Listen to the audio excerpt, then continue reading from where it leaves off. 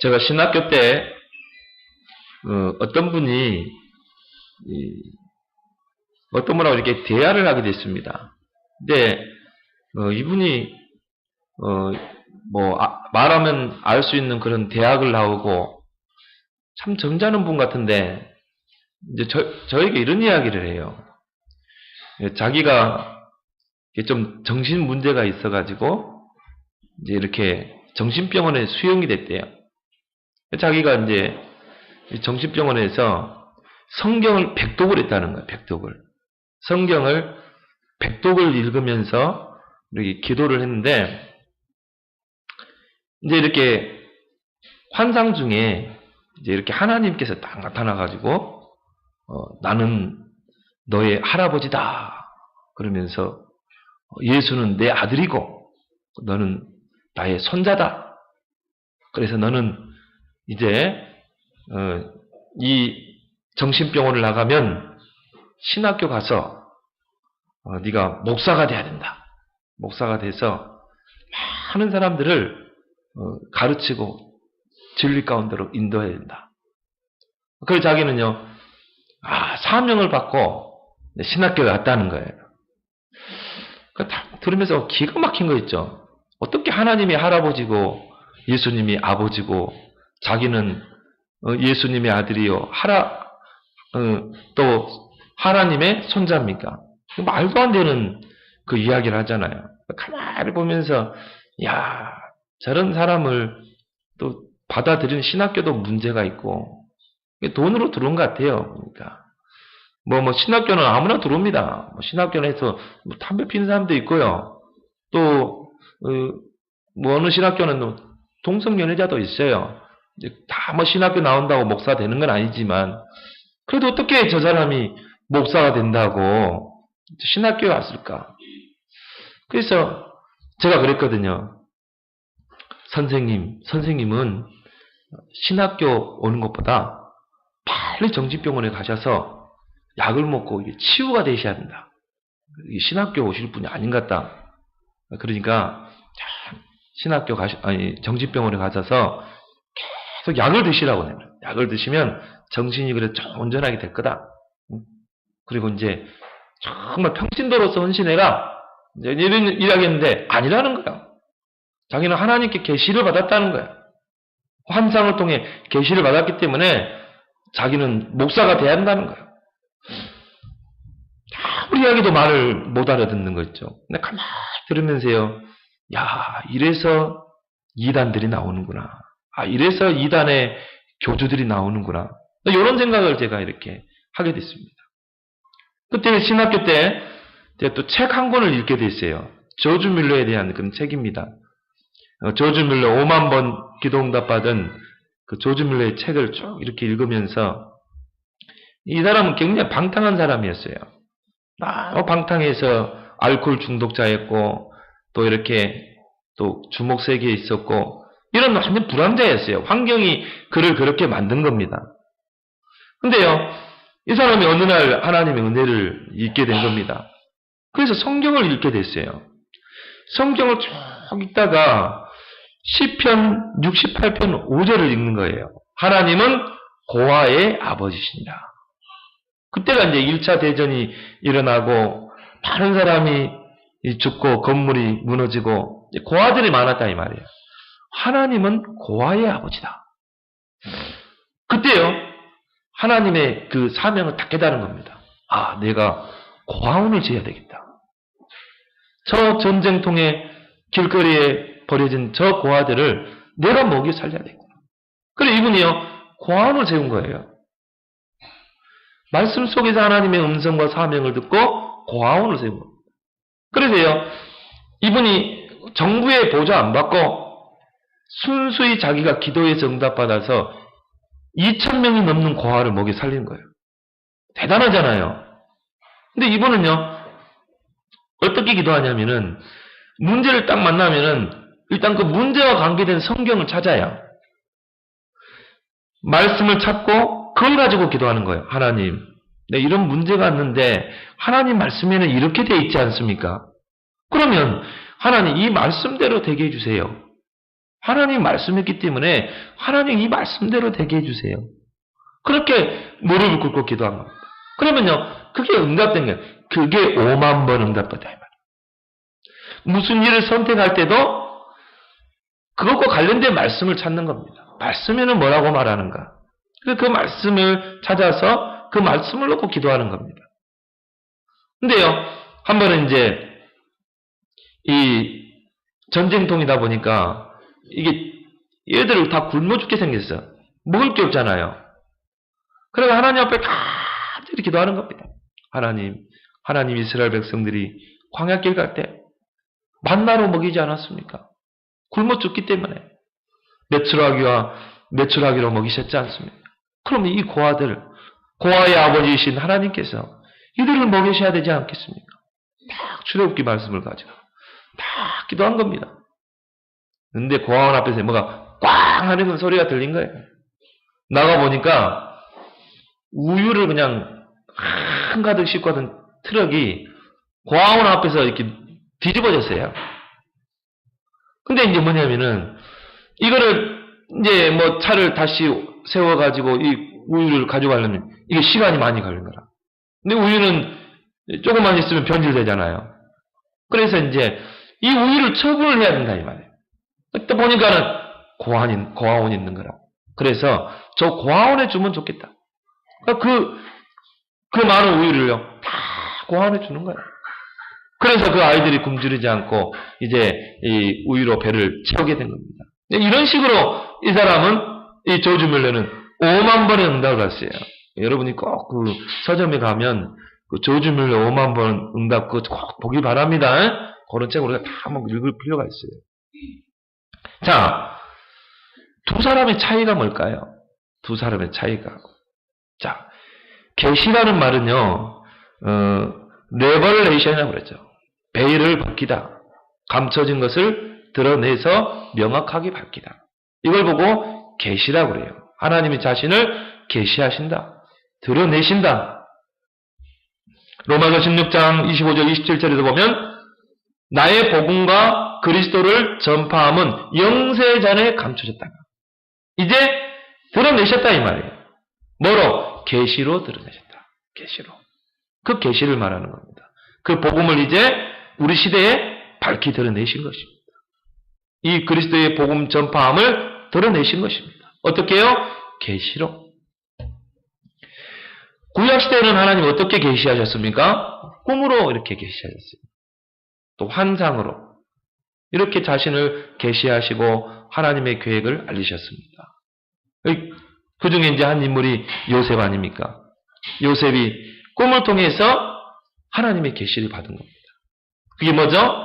해와 달과 별이 요셉 앞에 절하는 꿈. 또 형들의 벳단이 요셉 앞에 절하는 꿈. 이제 그건 뭘 말하죠? 요셉을 통해서 가정, 민족, 세계복음을 하겠다는 겁니다. 그 하나님의 계획을 꿈을 통해 계시하신 것입니다. 이사야 선지자가 성전에서 기도하다가 스랍 가운데 계신 여호와를 환상을 본 거예요. 근데 그때 그 여호와 하나님이 이사야 선지자에게 중요한 사명을 주시죠. 바로 구루터기를 세워라. 밤나무 상수리 나무가 배임을 당하여도 구루터기는 남아있는 같이 이 땅의 거룩한 씨가 구루터기입니다. 기도하다가 환상 중에 하나님의 계시를 받고 또 사명을 미션을 붙잡게 된 것입니다. 또 하나님은요 천사를 통해서 하나님 자신의 계획을 알리시기도 하고 아브라함에게 천사를 통해서 알리시기도 하고요. 또 우림과 둠밈을 통해서 하나님의 자신을 계시하시고 계획을 알리신 거예요. 구약시대는 이런 방법으로 자신을 계시하셨다. 그래서 계시의 점진성이란 말이 있습니다. 점점 계시가 밝히 드러나는 거예요. 희미했던 것들이 이제 선명하게 드러나는 겁니다. 구약시대는 그림자와 같았는데 이제 선명하게 드러난 거예요. 구약시대는 모형이었지만 이제 실체가 드러난 겁니다. 우리가 밤에 캄캄한 밤에 가면요 모르잖아요. 있는데 뭐가 형체가 있는데 저 뭔지 잘 몰라. 저기 뭐가 서 있는데 뭔지 잘 몰라. 근데 이제 캄캄한 밤이 지나고 여명, 이제 빛이 해가 떠오를 때 되면은 보이죠. 아, 저게 나무였구나. 아, 저게 건물이었구나. 이제 해가 이제 산에서 올라오면 어떻게 돼요? 밖이 보이죠. 아, 저게 무슨 건물이구나. 선명하게 보이게 되는 겁니다. 이걸 보고 계시의 점진성이라 이렇게 말하죠. 자, 우리가 그리스도를 놓고 볼 때도 아담이 창세기 3장에 범죄했을 때 하나님이 바로 복음을 주셨어요. 그게 창세기 3장 15절. 여자의 후손이 뱀의 머리를 상하게 할 것이다. 그 뱀은 여자의 후손의 발꿈치를 상하게 할 것이다. 바로 이제 하나님이 구원자를 장차 보낼 건데 그 구원자가 사탄의 권세를 깨뜨릴 것이다. 어디에서? 십자가에서. 이걸 보고 원시 복음이라고 그래요. 그 복음을 선포하시고 이제 하나님이 여러 가지 사건을 통해 제도를 통해서 이 그리스도를 이제 보여주신 것입니다.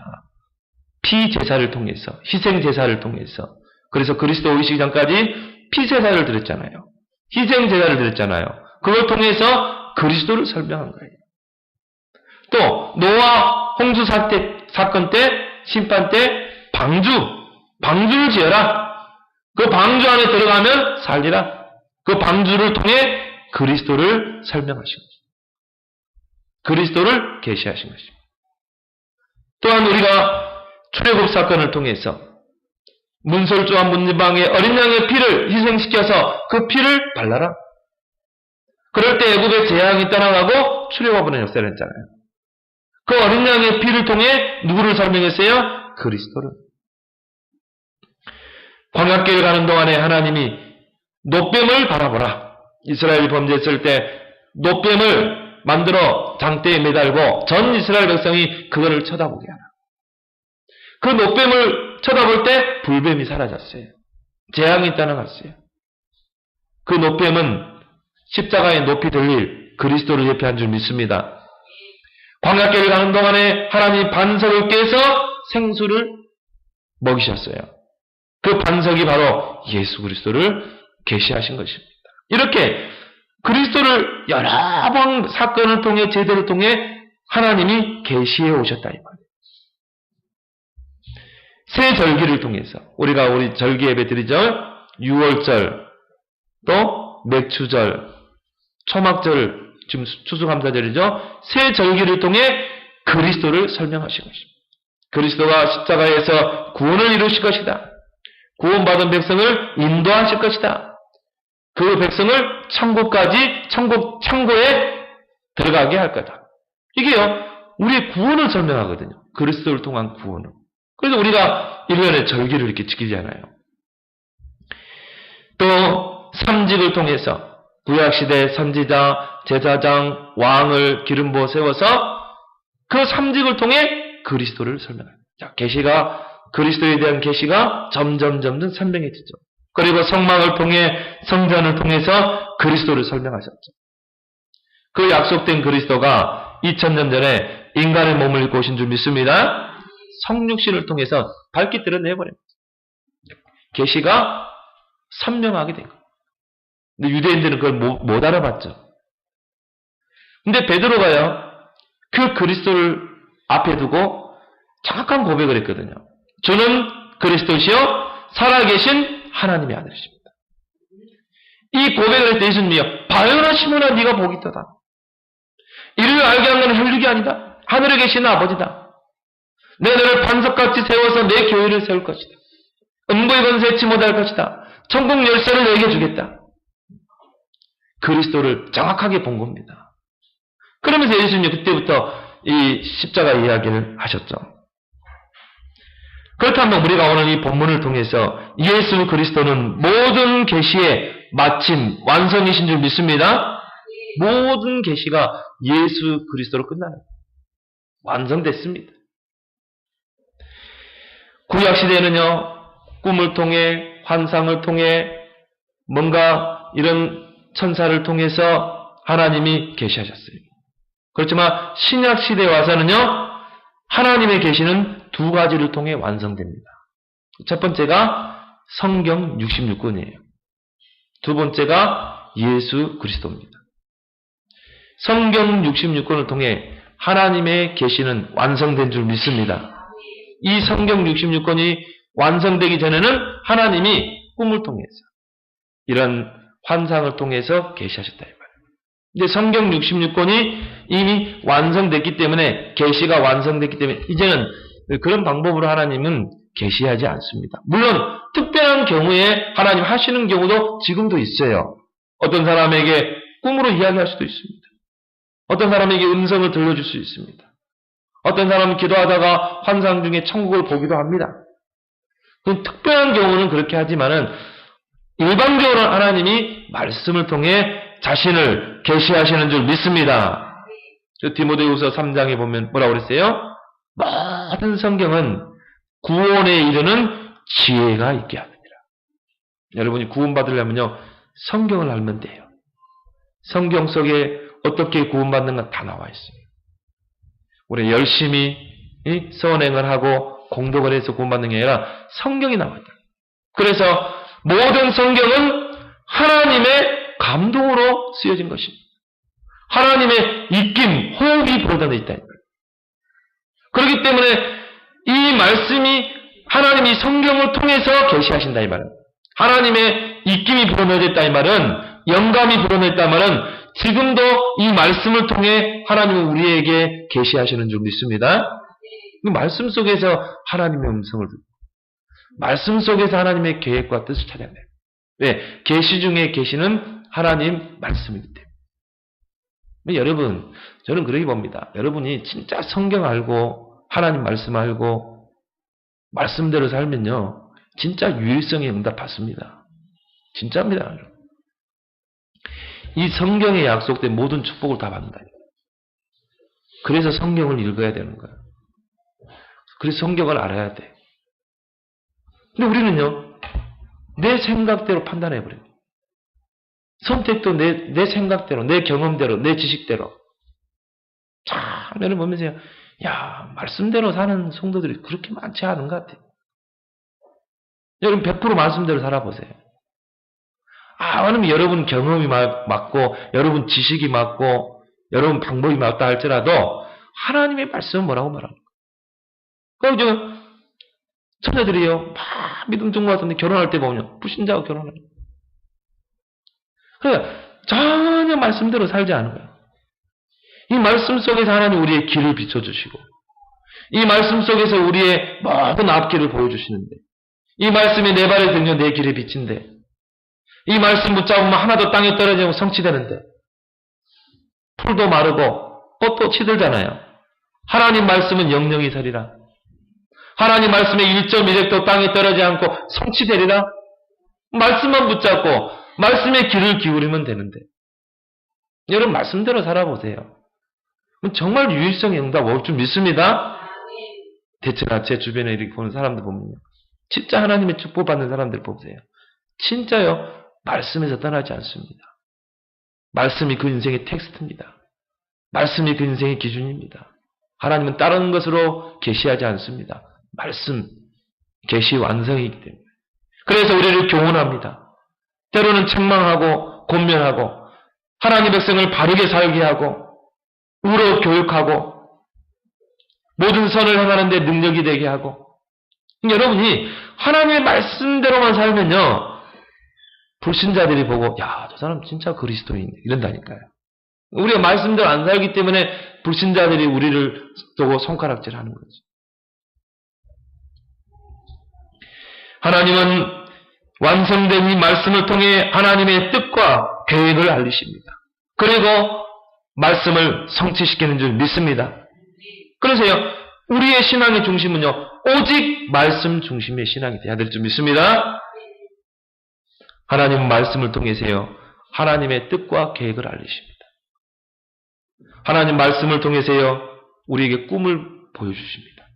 네, 제가 말하는 꿈은 이렇게 꿈속에 꾸는 꿈이 아니라 비전을 말해요. 이상, 비전. 다른 사람이 보지 못하는 걸 볼 수 있다니까요. 성경을 통해서. 다른 사람이 보지 못하는 비전을 성경을 통해 보는 겁니다.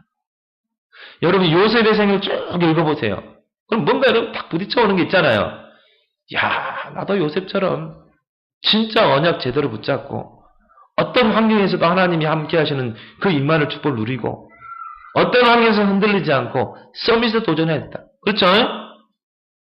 말씀 속에서 꿈과 이상을 찾고 비전을 찾는 것입니다. 나에게 왜 이런 문제가 오지? 말씀을 들여다보면 돼요. 내가 이거를 어떻게 선택하지? 말씀을 들여다보면 돼요. 조지 물러가 어떻게 5만 번 응답받았어요? 말씀. 그래서 기자가 조지 물러하고 인터뷰를 했잖아요. 어떻게 당신이 5만 번 기도 응답 받았습니까? 그러니까요. 조지 물러가 딱 그 골방을 보여주는 골방으로 데려간 거예요. 저의 기도 응답의 비밀이 이 방에 있습니다. 딱 가니까요. 성경책 하나가 딱 앞에 있고요. 그 앞에 방석이 하나 있는 거예요. 방석 2개 구멍이 나 있어요. 나의 기도응답, 5만 번 기도응답의 비밀이 여기 있습니다. 문제 오면 그 골방에 들어가서 하나님 말씀 찾아가지고 그 말씀 가지고 무릎 꿇고 기도합니다. 얼마나 기도했으면요. 방석에 구멍이 2개 났다니까. 저도 지금 하나님 이 방석에 구멍 나도록 기도하게 해주옵소서. 아직 구멍은 안 나더라고. 한번 헤어졌어. 저는 기도를 강대상에서 합니다. 헤어지니까 우리 김경희 집사님이 방석 하나 사다 놨더라고. 여러분 그렇게 기도하길 바랍니다. 이게 얼마나 무릎 꿇고 기도했겠어요. 여러분 무릎 꿇고 기도해가지고 관절염 안 걸려요. 관절염 있는 사람은 무릎 꿇고 기도해봐요. 그 비밀이 말씀과 기도였다 이 말이에요. 말씀과 기도. 여러분 그렇다면 이 강단이 얼마나 중요합니까? 하나님의 말씀이 선포되는 이 강단을 통해서 하나님은 계시하시는 줄 믿습니다. 하나님의 뜻을 계획을 알리신다. 아모스 3장 7절에 하나님은 그 종 선지자에게 말씀을 주지 않고는 결코 행하심이 없습니다. 주의 종에게 말씀을 주셔서 행하시는 것입니다.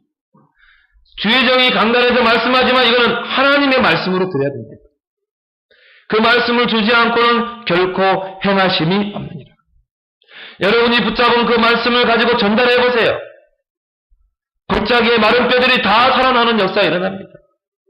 성전 문지방에서 흘러가는 그 강단에서 흘러가는 그 물이 그 물줄기가 흐르는 곳마다 다 살아나게 되었어요. 냇가로 가면 죽은 냇가가 살아나고 강으로 흘러가면 죽은 강이 살아나고 바다로 올라가면 죽은 바다가 살아나고 중요한 건 뭐예요? 말씀의 그 줄기를 따라가야 돼요. 말씀의 흐름을 따라가면 돼요. 강단에서 선포되는 그 말씀의 흐름만 따라가게 되면 여러분의 모든 현장이 다 살아나길 줄 믿습니다. 여러분이 정말 강단의 말씀을 하나님의 말씀으로 받고 그 말씀을 가고 몸부림쳐 보세요. 그러면 여러분 두고두고 응답이 올 줄 믿습니다. 왜? 강단을 통해 하나님은 계시할 때. 두 번째로요. 계시의 최종 완성은요. 예수 그리스도입니다. 그래서 오늘 1절 2절에 보면 옛적의 선지자를 통하여 여러 부분과 여러 모양으로 우리 조상들에게 말씀하신 하나님이 이 모든 날 마지막에는 아들을 통하여 우리에게 말씀하셨습니다. 자, 구약시대에는 선지자들을 통해서 꿈을 통해서 환상을 통해서 여러 가지 모양으로 하나님이 자신을 계시하셨다. 자신을 말씀하셨어요. 이 모든 날 마지막이 뭡니까? 우리가 종말의 개념을요. 예수 그리스도의 초림부터 종말은 시작되는 겁니다. 그러면 마지막 날 어디입니까? 예수님이 이 땅에 오시면서부터. 누구를 통해서? 아들을 통해서 우리에게 말씀하시는 줄 믿습니다. 그런 의미에서 계시의 최종 완성 누구예요? 예수 그리스도.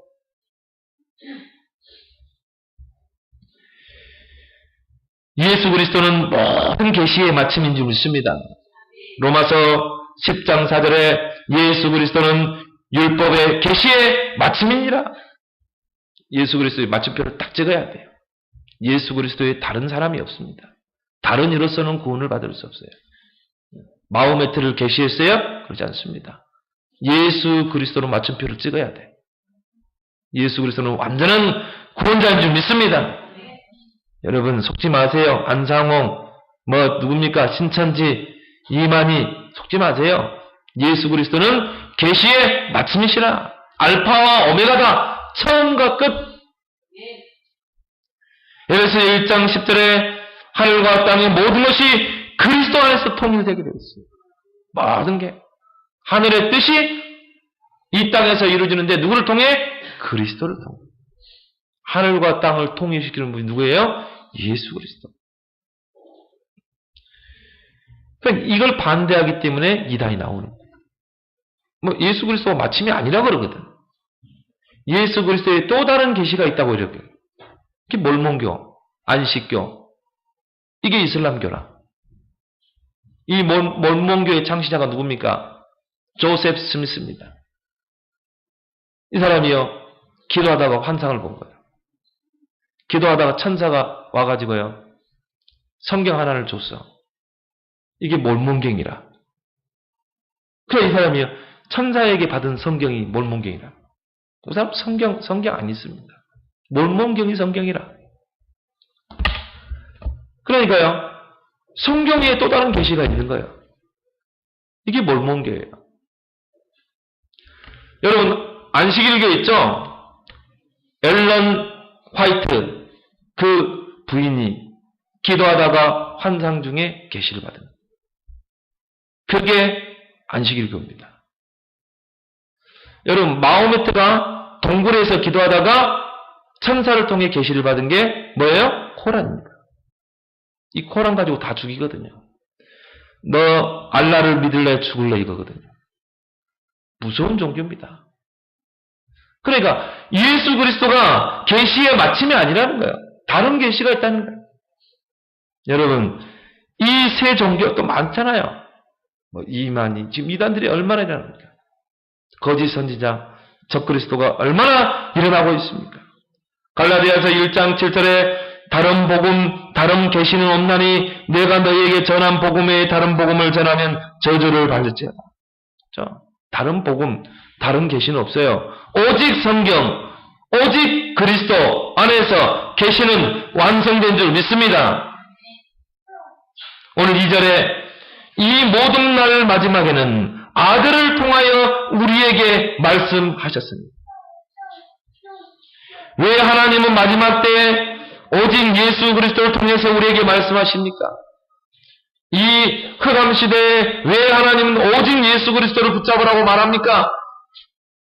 요한계시록 12장 12절에 마귀가 자기의 때가 얼마 남지 않은 줄을 알므로 크게 분내어 내려갔습니다. 사탄 마귀가요, 자기의 때가 이제 얼마 남지 않는 걸 알거든. 크게 분내어 내려갔다고 그랬어요. 지금도요, 사탄은 그냥 분을 냅니다. 왜? 자기의 운명은 결정됐거든요. 이 복음이 모든 민족에 증거되고 예수님이 제 이름으로 오면 마귀는 지옥의 무적행에 갇히게 돼 있어요. 그러니까 마귀가요, 자기의 때가 얼마 안 남았거든. 그러니까 어떻게 합니까? 크게 분내가죠. 지금요, 복음을 대적합니다. 교회를 대적합니다. 그래서 복음을 막 희석시켜버리는 거예요. 선명한 복음이 아니라 섞인 복음, 다른 복음 믹서시키는 겁니다.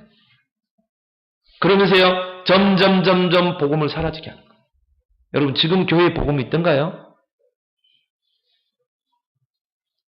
여러분이 여기다가요, 이 맑은 물이 있는데 여기다 먹물 한 방 떠뜨려 봐요. 그럼 어떻게 됩니까? 전체가 먹물로 번져버리는 거예요. 이렇게 해서 막 다른 걸 섞어버리는 거예요. 다른 걸 계속 부어버리면요, 이 안에 있는 원액은 빠져나가게 돼 있어요. 그죠? 여러분, 여기다가요, 여기 주스가 있는데, 여기다 이 다른 물을 계속 부으면요, 다른 원액이 다 빠져나가게 돼 있어요. 나중에는 물만 남게 돼 있어요. 그러니까, 교회 안에 복음에다 다른 걸 막 섞어버린 겁니다. 그래가지고 막 신비주의, 막 율법주의, 종교주의, 박애주의, 나는 엘리야라다, 어떤 사람은 예레미야라다, 어떤 사람은 세례요한이라다, 막 이래가지고 사회주의, 박애주의, 종교주의, 신비주의, 다원주의 싹 섞어버리는 거예요.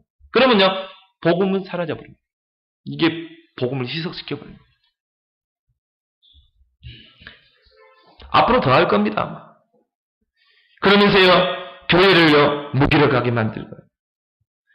그 이제, 이런 흑암 문화를 만들어서요, 젊은이들, 청소년 다 사로잡잖아요. 각인 전쟁입니다. 여러분, 만만하게 봐서는 안 됩니다. 우리 아이들의 마음을 다 뺏는 거예요. 그래서요, 절대 교회 못 가게 합니다. 이게 요즘 젊은이들이 교회에 대한 메리트를 잃어버린 거예요.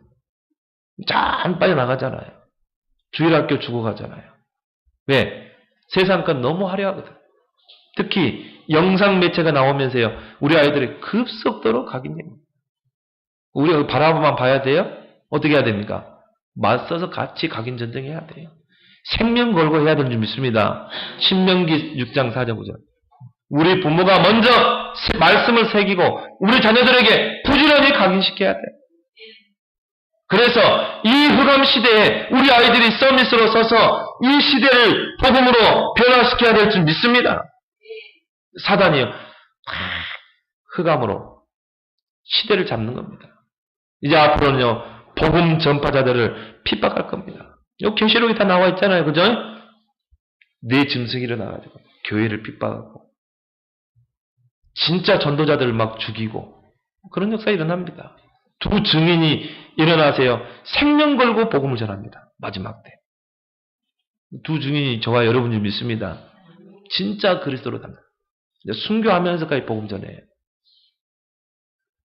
그래서 막 교회를 막 불사르고요, 막 전도자들을 핍박하고 합니다. 지금 그런 일들이요, 지금 점점 일어나고 있습니다. 여러분 이제 앞으로 복음 전하면요, 과태료 물어야 돼, 벌금 물고. 여러분 이제 복음 전하다가 이제 감옥에도 가고 그런 시대가 와요. 그렇다고 우리가 뭐 무서워서 못 전할 건 아니지만 우리는 이미 각오했잖아요. 저는 목 내놨습니다. 저는요 목 내놨어요. 그런 정권이 나와서 복음을 대적한다 할지라도 우리는 생명 걸고 해야 돼. 순교의 자리까지 가야 될 줄 믿습니다. 이게 이제 생명 걸어야 되거든. 전도자는요 목 내놔야 돼요. 생명 걸어야 돼요.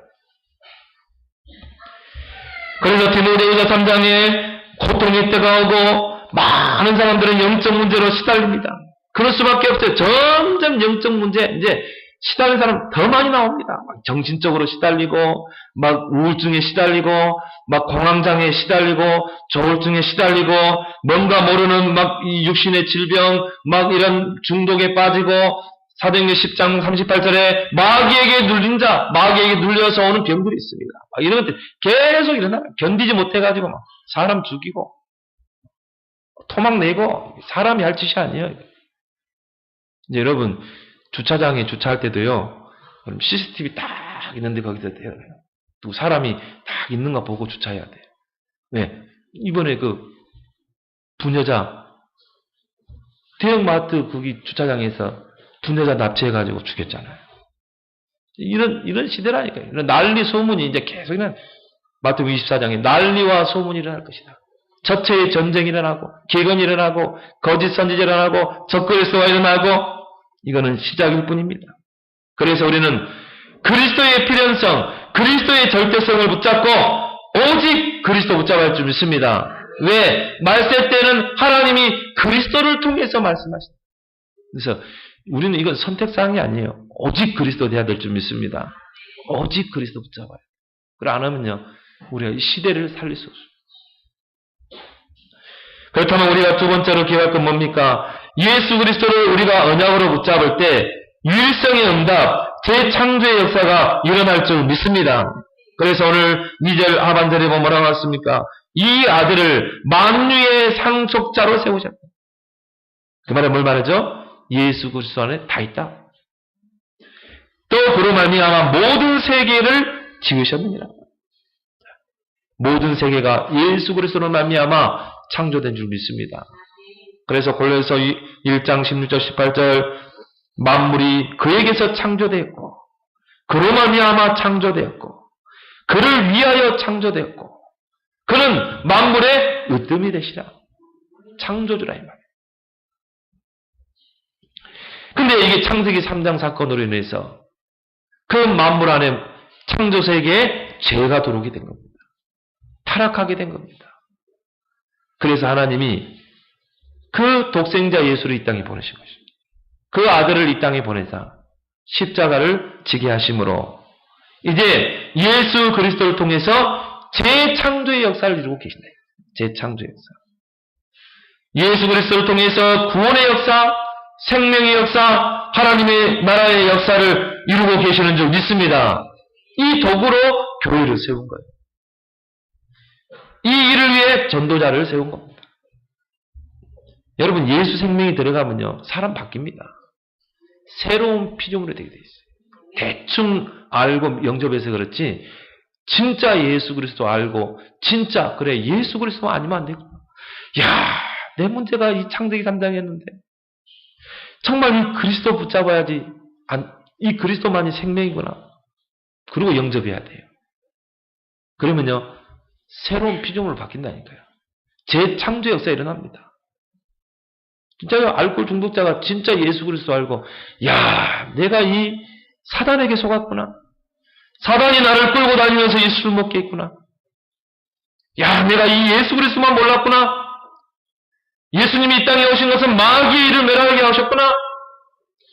예수님이 나를 이 저주에서 해방시키기 위해서 십자가 지셨구나. 내가 정말 하나님 자녀가 되면 끝나는구나. 그걸 알고요, 진짜 영접해야 돼요. 진짜 영접하면요, 바뀐다니까요. 흑암이 무너져 버리는데, 흑암이 손 놓고 가는데, 저주와 재앙에서 풀어져 버리는데, 당장 하나님의 자녀로, 하나님의 아들로 탁 신분이 바뀌어 버리는데, 고린도후서 5장 10절, 그런즉 그리스도 예수 안에 있는 자에게는 새로운 피조물이라. 이전 것은 지나갔으니 보라 새 것이 되 새롭게 바뀌어 버리는 겁니다. 재창조. 요한복음 5장 24절에 사망에서 생명으로 옮겼느니라. 요한복음 1장 12절에 하나님의 자녀가 되는 권세를 주었으니 마귀 자녀에서 하나님 자녀로 바뀌어버리게 되어 있어요. 그래서 오늘 3절에 이렇게 나왔죠.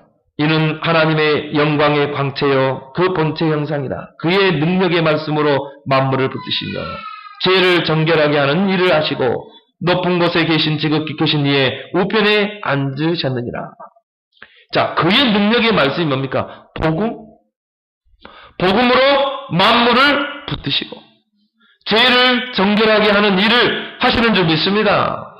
어떻게 죄를 정결하게 할 수 있어요? 그리스도의 말씀으로, 복음으로 모든 죄가 정결케 되고 사해지는 줄 믿습니다.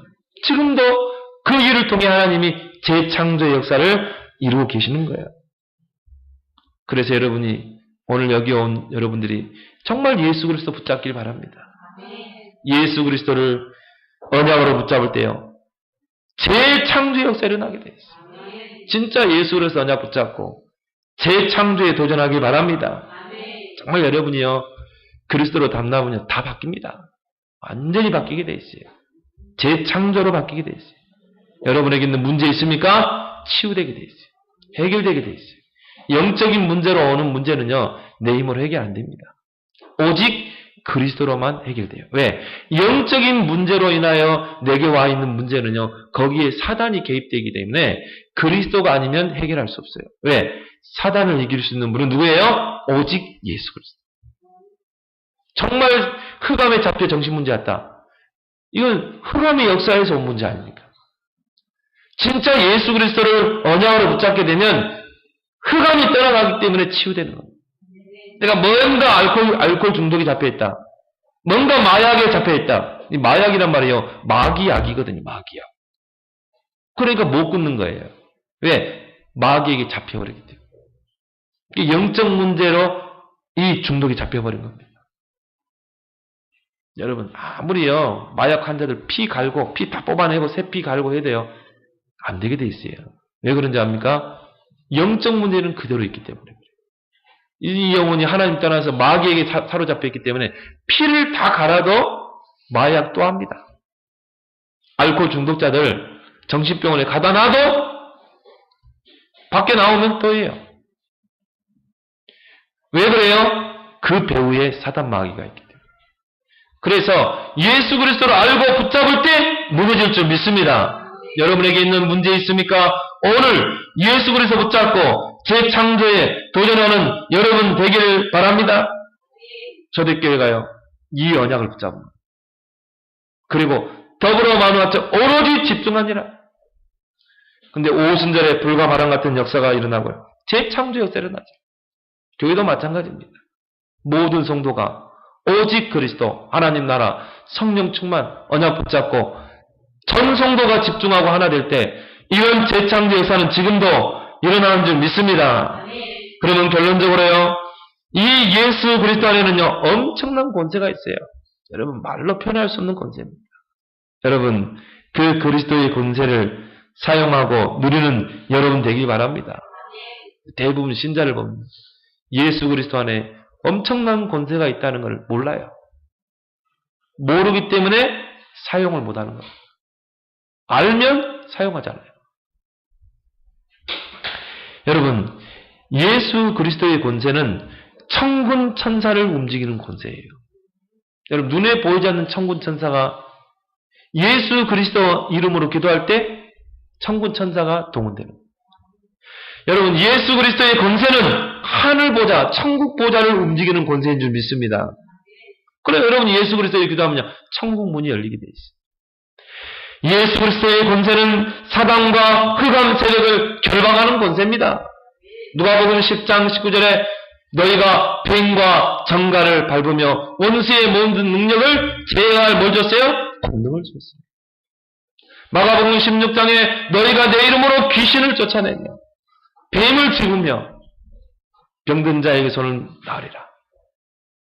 제가 이 복음을 깨닫기 전에는요, 제가 현장을 보기 전에는 이런 설교 안 했거든요. 왜? 내가 몰랐으니까. 예수 그리스도 안에서 예수 그리스도 권세가 천군 천사를 움직이는 권세라는 걸 내가 몰랐어요. 예수 그리스도가 사탄의 권세를 깨뜨리고 흑암의 세력을 결박하는 권세라는 걸 저는 몰랐거든요. 근데 이런 설교를 당연히 못하지. 저도요, 설교 시간에 철학 이야기하고, 저도 막 예야 막 곁들여가지고, 이럴 때 막, 그런 설교 있거든. 우리 안상수 집사님 말씀처럼 성경 보면 쭉 읽어놓고요. 성경하고는 전혀 상관없는 설교 안 가요. 근데 제가 이 복음을 깨닫게 된 겁니다. 제가 현장에서 본 거예요. 야, 많은 사람들이 영적으로 시달리고 있고, 많은 사람이 정신적으로 시달리고 있고, 제가 3년 동안을 정신병원을 들어갔다니. 중곡동 정신병원. 중곡동 국립정신병원을 3년을 들어갔다니. 왜 이 사람들이 이렇게 시달리는가? 저는 이게 들은 게 아니라 봤다니까요. 귀신에 잡혀있는 걸 봤다니까. 그래, 말을 안 할 수가 없죠. 그 현장을 보고 성경을 보니까요. 야, 성경이 다르게 보는 거 있죠. 요한일서 3장 8절에 하나님의 아들이 오신 것은 마귀의 일을 멸하였습니다. 옥수 삶아주고 그거 위해서 온 게 아니에요. 예수님이 사회운동 부르짖기 위해서 온 게 아닙니다. 인권운동 부르짖기 위해서 온 게 아니에요. 죄에서, 사단의 권세에서 우리를 구원하기 위해서 뭔가에 잡혀있다 이 말이에요. 거기서 우리를 그 쇠사슬에서 풀어주기 위해서 이 땅에 오시고 십자가시고 말하지 않을 수가 없죠. 설교가 달라지는 거예요. 보는 눈이 달라지고 생각이 달라지고 말하지 않을 수가 없는 거죠. 증인인데 보고 들은 것을 말하는 게 증인 아닙니까? 내가 보고 들었거든. 내가 봤거든. 말하지 않을 수가 없죠. 저는 오늘 이 자리에 그리스도의 증인으로 선 줄 믿습니다. 저는요 그리스도의 증인으로 선. 제가 보고 듣고 경험. 오늘 6절 7절에 이렇게 말하고 있습니다. 하나님의 모든 천사들은 그에게 경배할지어다. 7절에 그는 그의 천사들을 바람으로 그의 사역자들을 불꽃으로 삼으십니다. 그리스도께서 천사를 바람같이 부르신다. 여러분 바람 알죠? 바람 한번 불면 어때요? 싹 다 쓸고 가잖아요. 강풍 불면 어떻게 됩니까?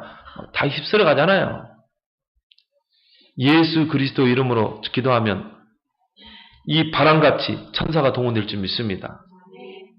천사를 동원할 수 있다니까요. 그래서 오늘 14절 한번 봅시다. 1장 14절. 자, 다 같이 읽습니다. 시작. 모든 천사들은 섬기는 영으로서 구원받을 상속자들을 위하여 섬기라고 보내심이 아니에요. 아멘. 자, 모든 천사들은 섬기는 영이라. 누구를? 구원받을 상속자들을, 우리를, 구원받은 우리를 섬기라고 보내심이 아니에요. 여러분, 천사는요, 우리를 섬기는 자입니다. 여러분이 기도할 때 천사들이 시종 들잖아요.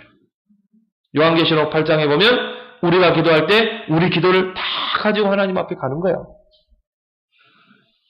하나님 보좌 앞에 가면요, 기도 그릇이 다 있어요. 근데 거기에 이제 기도가 쌓이는 거예요. 이게 아구까지 차면 응답이 오는 거예요. 그래서 우리가 기도하다가 포기하지 말아야 될 거는 기도가 어느 정도 차야 응답의 시간표가 오는 겁니다. 그래서 여러분이 믿음을 가지고 끝까지 포기하지 않고 기도하기 바랍니다. 부르짖으면 돼요. 24시 기도 속에 들어가 봐요.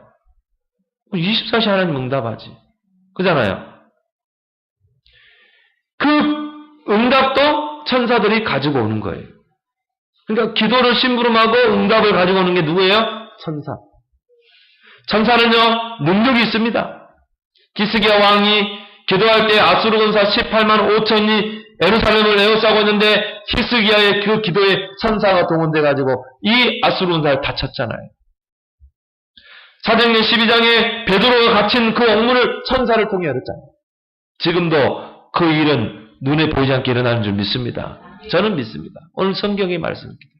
성경에 하나님이 계시하고 있기 때문에 모든 천사는 섬기는 영으로 구원받을 상속자들을 위하여 섬기라고 보내심이 아닙니다.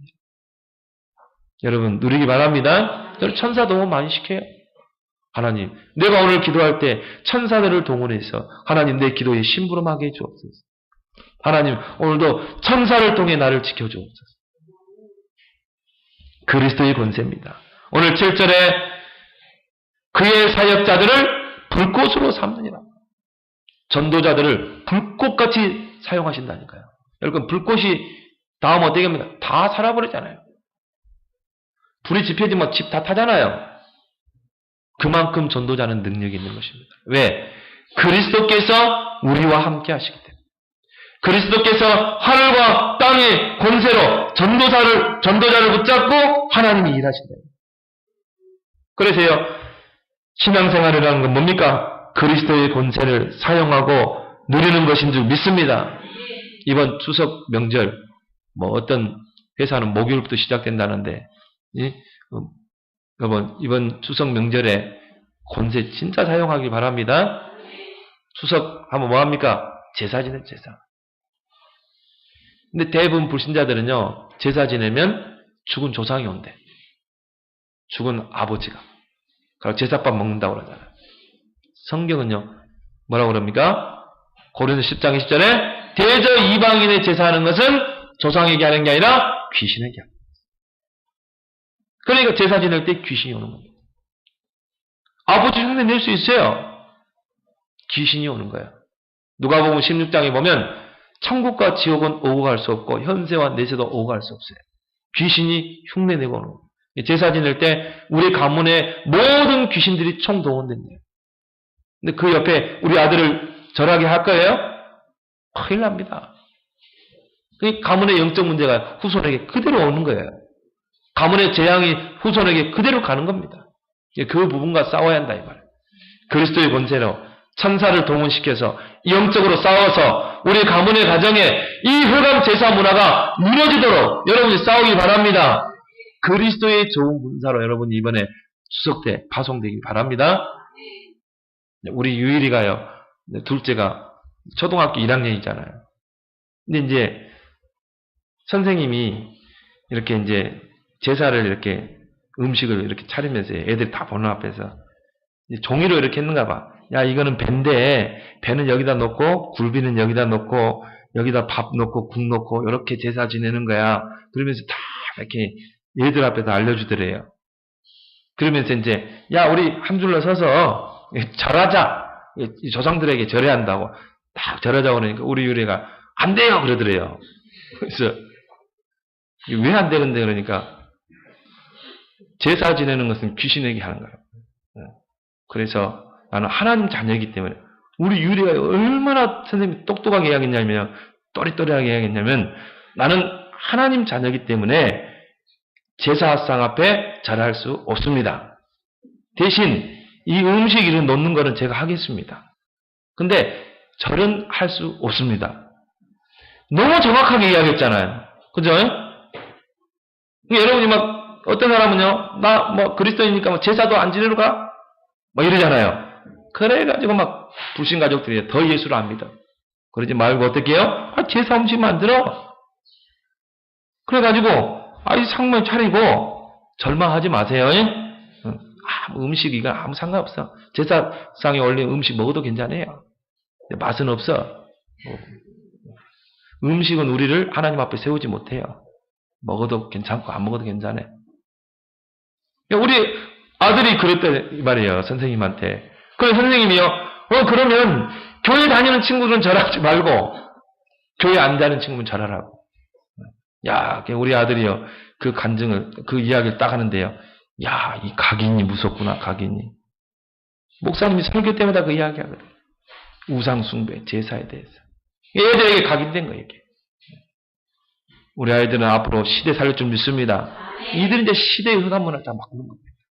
그래서 오늘 주신 이 권세를 가지고 이번 추석 명절 기간에 천군 천사를 동원하시고 이 우리 가문에 이 저주와 재앙을 가져다 주는 그 사탄의 통로가 되는 이 제사 문화, 성묘 문화, 이 흑암의 문화가 완전히 무너지도록 여러분이 영적인 싸움을 싸우는 그런 기회로 삼길 바랍니다. 기도하겠습니다. 하나님, 정말 우리에게 지금도 계시하고 계시는 주님이 하나님 말씀으로 계시하시고 이 마지막 때 예수 그리스도를 통해 이 흑암 시대를 살릴 그리스도로 계시하심을 감사드립니다.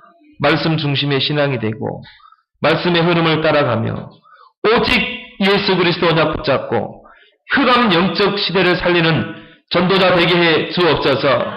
이 그리스도 언약 붙잡고 이제 재창조의 역사를 이루는 우리의 모든 삶이 되게 하시고 이번 명절 기간 동안에 그리스도의 권세를 사용하여 하나님 정말 천사들을 바람으로 삼으시고 사역자들을 불꽃으로 삼으시는 그 능력을 가지고 이번 우리 가문의 가정에 모든 흑암 제사 문화가 무너지고 하나님의 나라, 하나님을 섬기는 복된 가문으로 바뀌는 역사가 일어나게 하여 주옵소서. 예수 그리스도로 기도합니다.